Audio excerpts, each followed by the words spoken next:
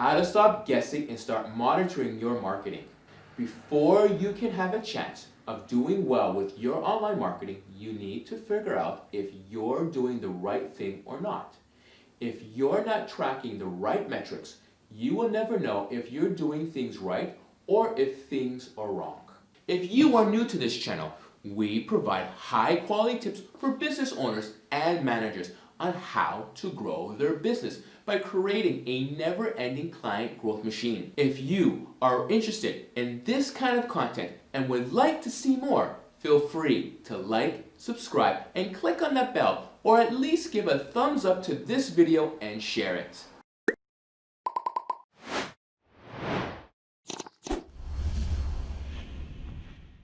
Organic traffic metric. You want to keep track of your website statistics. How many leads or queries are you getting from your website? How many people are finding you in search engines versus how many come from social? Try to also put in place systems that show you which leads came from where. This will allow you to know which ones close easier. So in the long run, you can take action on what you know about people's behaviors on your sites. Make sure you also measure your full funnel. What happens after people download your white paper on your website? How many clicks on the follow-up emails? How many turn into queries? And how many of those queries turn into clients? Social media metrics. So let's get into some metrics you should also be tracking in your marketing. The first metric should be tracking is the number of new fans you're getting on a consistent basis. Not just a total count, but how many new ones are you getting on a weekly basis? So you can do this daily if you're growing faster. You could do weekly, you could do it monthly, but the goal is to have more and more added each and every single month. And here's what I mean by this. Let's say you start off with 0 fans and the next month you add in 100. You know that what you're doing is working. You also want to watch your growth rate. You want to increase more month on month. So if this month you added 100, next month you want to add 150 or 200 and keep growing your goals. You also want to keep track of your competitors.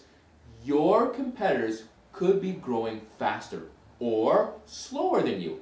This will give you an indication of how well you're doing. You can use SEMrush or similar tools to measure this. You want to be beating your competitors month on month growth. You also need to be tracking engagement. How many comments are you getting per Facebook post?